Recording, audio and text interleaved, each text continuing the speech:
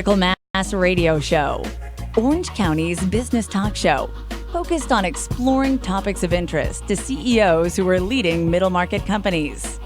With your host, Richard Franzi. And welcome to this episode of Critical Mass Radio Show and Podcast. I am your host, Richard Franzi. This is podcast episode number 1212. This is interview number 1525 for those of you keeping score at home. Blue Ocean Strategy, or known as the acronym BOS, is one of the most popular innovation business theories over the past 15 years, and the only one with tools, methodology, and processes to help executives like you create uncontested growth. Brian Gladden of Strategy and Innovation Institute is a leading expert on the Blue Ocean Strategy, and his research has made significant strides within. I've asked him to come on. I've seen him present to a room full of CEOs. I was taken by his messaging. I said, you got to come down here and share that message with our audience. Come down here, he did. Brian, welcome to Critical Mass Radio Show and Podcast. Thank you. I appreciate it very much. I am excited to be here, and same to you. I mean, obviously, you commanded the room when we were together, so I appreciate we the shared kind the words. stage, as they say. So he's a presenter within the Renaissance Executive Forum system. Craig Hetrick, who's our business partner in Sacramento, had us up in Tahoe for a great day and a half of learning with business owners. But let's come back to you and what you do. Why do firms, middle market firms, companies that listen to Critical Mass Radio Show and Podcast need to innovate, Brian Gladden? Yeah, that is the key question. So going back to decades, the father of most management consulting, Peter Drucker, or anybody else, Accenture, any of the new consulting firms, any studies you read out there, it's all about if you don't innovate, you're going to become obsolete. Mm-hmm. You're going to die. Okay, I mean, look at Blockbuster and Compaq and Kodak, and you can go on and on about all the companies, right, that have not innovated and have died. Right. So every business, profit, nonprofit, doesn't matter. Every vertical industry has to innovate to grow, or you're basically stagnant. You're going to be passed up and die. Okay, so I get it. And technology only exaggerates that dilemma, right? Because absolutely. Technology can be the mass disruptor and innovator. But you don't have to just have technology to innovate, correct? Absolutely. So people, especially Silicon Valley, where I'm in Northern Cal, everybody thinks technology, which is great because it's an enabler, as you mentioned. It's a tool to drive innovation. But invention is not innovation. Technology invention just is because, we can do something, let's make it. Doesn't mean there's any value to the end user, which is innovation is value. So, to your point, technology is now exponentially making it easier for people to disrupt or compete faster and faster, internet all over the world. So if you're not innovating using technology, you're probably getting left behind. And it seems, based on my experience working with business owners for the last 11 years and being in the corporate world for 20-some years before that, that the natural tendency for organizations is away from innovation. Culturally, we get these systems in place, we work hard to get processes, and man, don't mess with what's working. Yeah, absolutely. So, I've worked for many Fortune 50 companies, so I get it.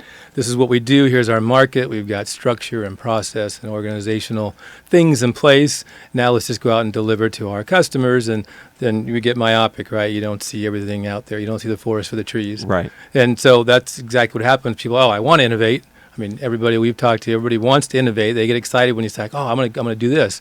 And then it's day-to-day life, whether it's business or parenting. You're like, I want to do this, but I just don't have time. Brian, and we're talking with Brian Gladden. Is it your experience that scale works against innovation? That's my bias. The bigger you get, the harder it is to maintain an innovative spirit, which is why many times large companies get taken out by two guys in a garage. Sure. So in that perspective, yeah. And when we talk about innovation theories, you're talking about disruptive innovation, which Christensen coined years ago, same kind of time frame as Blue Ocean Strategy, which is if you're going to be a small guy and get into a market on the low end, you're going to disrupt the big guys, hence Kodak and Compaq and other companies, Blockbuster, right? Right.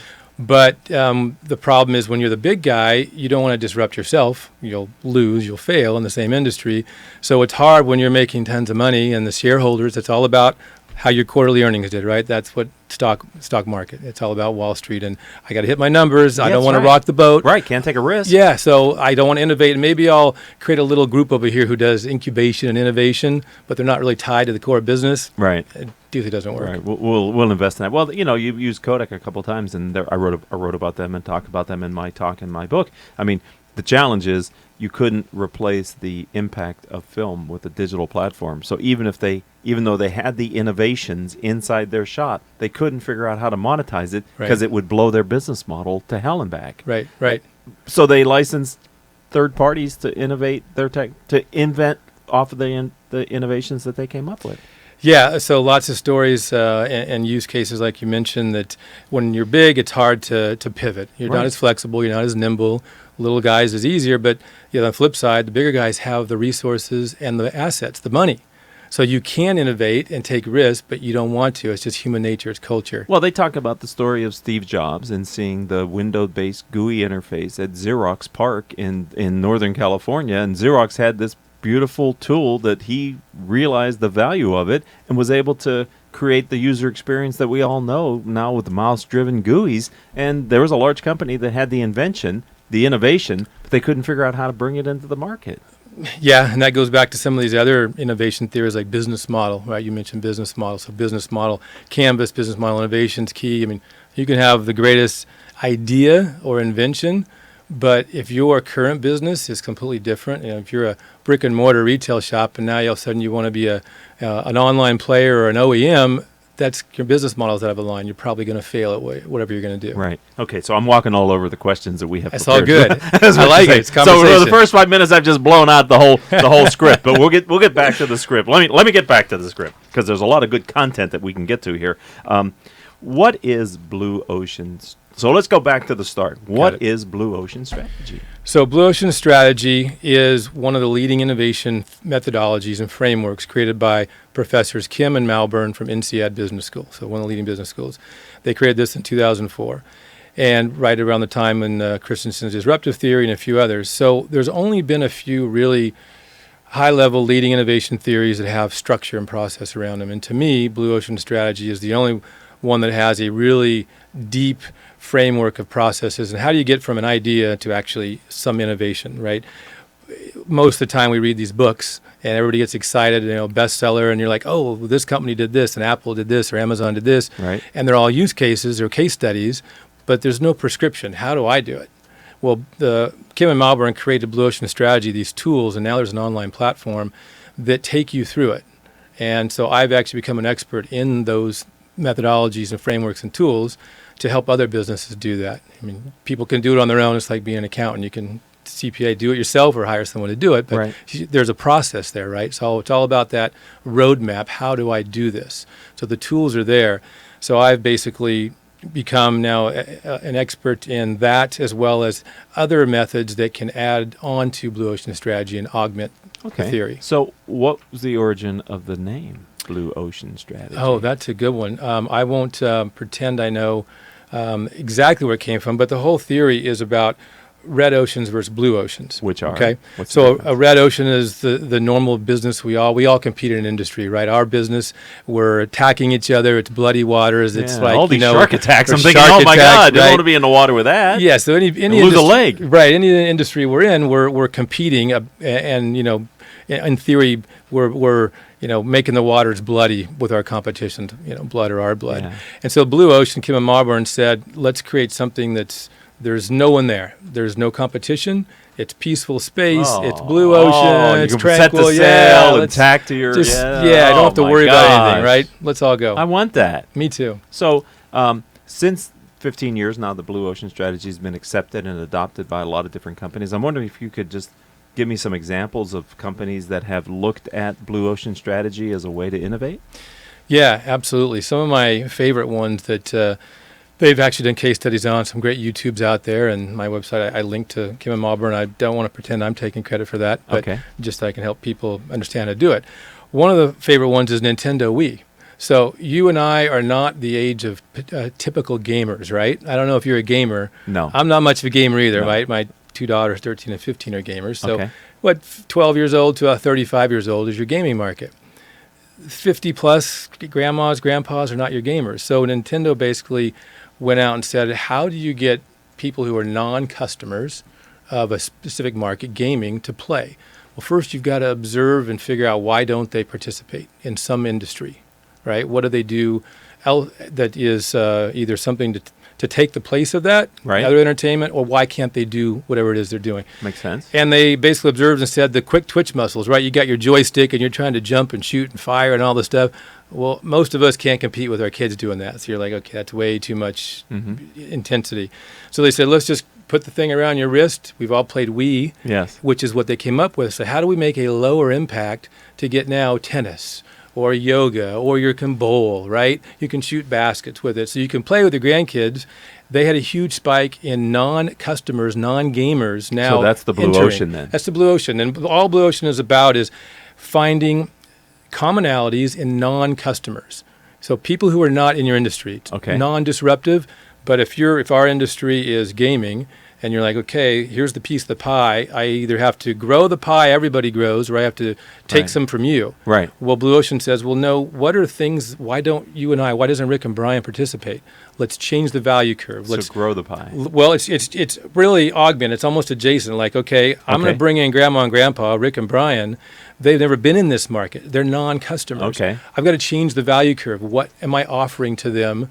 Now it's a form factor. I've changed the form factor. that's I've what they eliminated the identified. quick twitch, Right. and I've added this thing around my wrist. So I've changed the whole dynamic. And it's a blue ocean, for one, because it's non-customers now becoming customers. Correct. And your competition initially may not have an answer for what you've done. Exactly. Because they're not There's- looking at those people as prospects. Absolutely. There's no one doing what you're doing. Top Golf's my other favorite example. Okay. So I think we're up where I live, literally a mile away is the only Top Golf in California now, but probably you've played there, Yeah. been there. Yeah.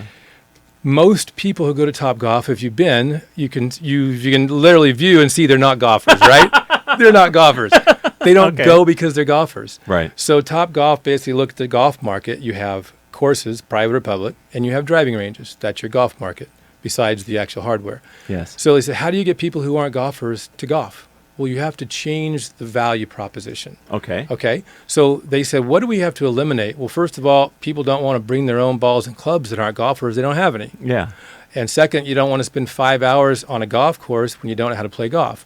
So they basically took, say, a driving range type of environment. Right. But they said, what do we need to change to get people to come? Well, it's about fun. It's about excitement. It's about gaming, right? So they added gamification. They added night play. They added music. And most importantly, they raised the element of quality food and beverage. Yes. So Blue Ocean strategy is about eliminating certain things, reducing other factors. Eliminating the things that are either constraints or aren't valued to the next customer. Exactly, that Okay. aren't valued. So they might be valued to the current market. Well, sure, yeah. but to Look at the beauty course I'm playing. There you I go, pay- right? Yeah, I'm a golfer, but Pelican to Hill, blah, non blah, blah. yeah, to non-golfers though, they could care less about 5-hour round in 40 acres and View of the you're by ocean. Ping I-2s or whatever it is. Right. So they said, let's add these other things, change the value curve, and now you get 42% of the 10 million customers to Top Golf last year consider themselves non-golfers. Wow. So you've had a whole new market of 42% Right. non-customers. And there's nothing that the established golf courses can do necessarily to change to attract that No, person it's not they're their not a target golfer. market. That's Yeah. not their market. It's not, yeah. So it's a blue ocean It's- because Absolutely. you've come up with the innovation and you've attracted clients. Yeah, you figured out commonalities that would attract someone who otherwise wouldn't do that.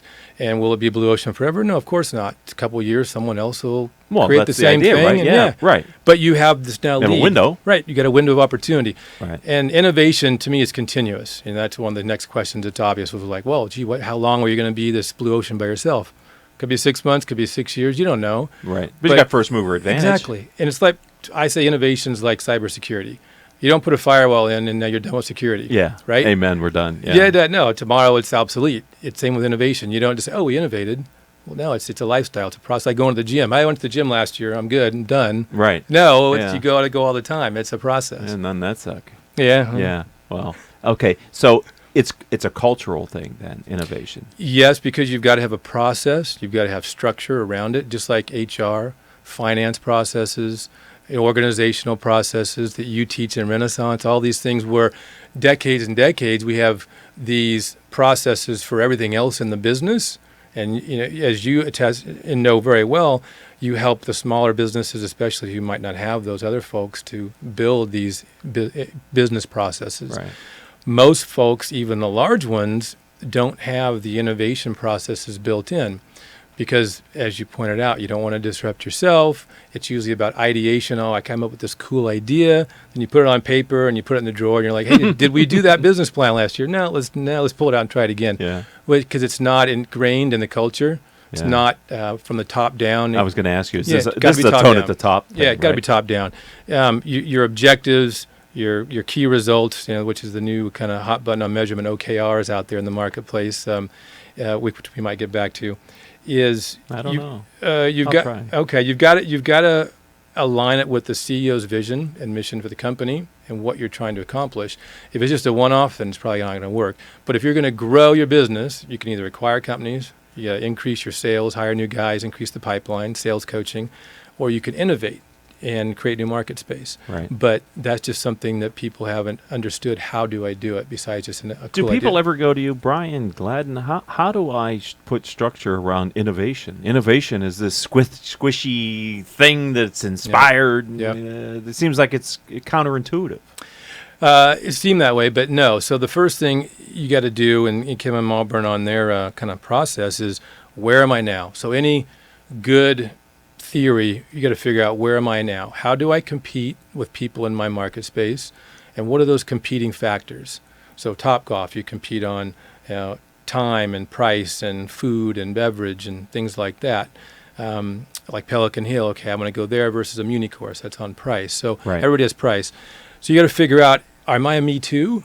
When you draw, gee, I'm better at customer service. Well, they have more retail stores, but I have more products. And you map it out, and you basically figure out, in most businesses, your value curve line's kind of the same. You're kind of overlapping each other, and you kind of go, wow, I thought I was really, really good, but kind of like a me too. Right. And then it's on relationships, and Right. which is the norm for selling. So you got to figure out where you're at, and then figure out, what can I potentially change, eliminate, reduce, raise, to create something new. But that's just the first step. Then it's, all right, how do I actually create value and confirm that someone wants this? So you've got to get out in the market, ask people, real customers or prospects, gee, is there value in creating this area of Topgolf where you could come and have fun and listen to music and would you do it? Right. Versus put it on a business plan, which a lot of people do, startups, and you get some money, but you never even ask the customer or potential customers in the market, do you care about this? So that's the second Gotta biggest find piece. the market. There's got to be value. Otherwise, it's just invention and there's no purpose to it. Right. So then you look across, adjacent markets. What are adjacent markets doing that we might have some play in? Are there commonalities? Or what do people do instead of going to dinner? Well, they go to the movies. So there's time and money where people are spending things that you might say, gee, am I doing something that could draw those folks? Right. So that's just an example of how Topgolf might have looked at it. So I would think that Topgolf is really looking at competing for entertainment dollars, Absolutely. not golf-related dollars. right? Absolutely. It's just a delivery system for entertainment. I'm giving you an experience, Yep. and it just happens to be you're hitting the ball and you're playing a game, and maybe you compete a little bit. Yeah, absolutely. Those are the commonalities for a lot of those 42%, right? Okay. Is I'll go hang out with my friends who do like to golf, but Yeah. I don't care if I hit the ball straight. Right, we're having fun. I'm having a couple drinks maybe, Yeah. and eating some good food, and then listening to great music, and we had a fun time, and we just happened to be golfing. We could have gone bowling. We could have gone dancing. We could have gone fill in the blank. Absolutely. So really, when you're innovating in that way, you're really looking at new income streams than what the industry traditionally has depended on to kind of survive. Yeah, absolutely. And I say most listeners out there, if they're whatever industry you're in, you right off the top of your head, if you said, gee, what are the most common complaints that you get in your industry? Gee, I wish your industry could do this, or your business. And everybody goes, oh, well, yeah, I get this all the time, 1, 2, or can't 3, do right? that, yeah. And whether it's you don't have the funding or the technology or the resources of people to fix that, those are opportunities. So Blue Ocean Strategy, basically, there's back to your question, 3 things to look at. Perspective is number 1. Perspective is interesting because we're all in this view of our current business, whatever that business is, right? Right. So and if you look outside the forest for the trees, you see opportunities that are pain points for the buyer. Yes. And an example I do when we do these talks is you bought a red Porsche yesterday, and you might not have seen a red Porsche on the streets in months, and all of a sudden you're driving your red Porsche, and you see 5 red But he is, portions, right? And you're like, yeah. but now you're aware of something different Okay. because you're looking for something different. If you're not looking for opportunity and innovation, you don't see the opportunities, people's pain. So whatever industry you're in, your customer has pain points, right? Whether it's pre-sales, delivery, using a product, disposing of a product. Okay. It could be your partners in your ecosystem. You're like, well, I just make this pen. I don't sell the pen. I don't make the ink in the pen. But what if that's what the problem is in that pen? Mm-hmm. Well, that's affecting your end user. Even though you could care less about it, it's still part of the buyer's pain point. And Right. if you can fix that, there's potentially blue oceans there. So that buyer pain point is an opportunity. So if you do a intelligent customer listening program, you might find ideas that give you an opportunity to consider what if. Absolutely. Right. Yeah. Yeah. So you don't have to be solely thinking it up in your little lab coats in your innovation room. If you get out in Nope. the marketplace, you can. I love the idea. If you start looking for it, you might see it. So, teachable moment here on Critical Mass Radio Show. We love to have these moments which we gong, and so the audience knows to. We just hit on something that Brian Gladden is sharing that I'd like to kind of come back to. So let's have that Yeah. a version of the conversation again. Yeah, perspective is the first thing, and roadmap is the second, which we already talked about, and then humanness, which I'll come to, getting people involved. So perspective in Blue Ocean strategy is all about keeping an open mind on your consumer or your potential consumers' pain points. What are things that are bothering them? Those are opportunities. Yes. So Welcome them. Yes, you welcome them. Encourage them to come in. The more you hear, because you might just find one you can do something about. Right. The we was an example we just talked about. Right. Let's see, I'll give you another example. One of my favorites is, Dry Bar. So have you heard of the new salon called Dry Bar? Yeah, why don't you point at me when you ask that question? Well, why did you point at our producer? Yeah, most guys, I think you and I probably don't go to the Okay. salons and get. Hey. We might. I do Some these guys quarterly do. events. I know, I like yeah. to look good, but anyway. So what I found fascinating, it's not one of these massive companies that, like Topgolf or Amazon people know about. So it's the small service-oriented one that people, well, give me just a smaller example. So Dry Bar started here in Orange County, I believe. Yes. And so they basically were stylists, hair salon, sister, brother, and said, gee, we get all these requests all the time for women who come in and just fix my hair. You can just wash it and style it. I got an event today. I got a wedding. I got a party. I want to go out. I want you to make it look better than me because you're a stylist. Yeah, it makes Well, sense. salon and people who are doing hair cutting and stylists, they make most of their money on cuts and colors. You could spend 2 or 3 hours in the chair and you Yes. spend a couple $100 on a cut and a color. And they said, we don't have time just to wash you and style it and blow it dry, or it could take weeks to get an appointment and you just want to go pop in and 30, 40 minutes you're out. So they created Dry Bar, which basically says, hey, we don't do any cuts, we don't do any colors, just come in, we'll shampoo it, we'll style it, blow it dry, boom, you're gone in 45 minutes. Give you some champagne, have a nice customer experience, and charge you $40 just to wash and style your hair. They have, I think, now 70 locations and $50 million in the last few years. Wow. So it's just an opportunity that they saw because they heard, right? Right. And they were keeping an open mind that a pain point is now an opportunity. Just fill that hole. It's a new market space. It's now a completely blue ocean. Right. Wow. And that's so fascinating because there's no reason why the existing salons couldn't have put a couple extra chairs in and dedicated them to that service, and they wouldn't even see It's it. the simplest things. This is one of my other favorite examples. I'll be brief on this one. Toilet paper.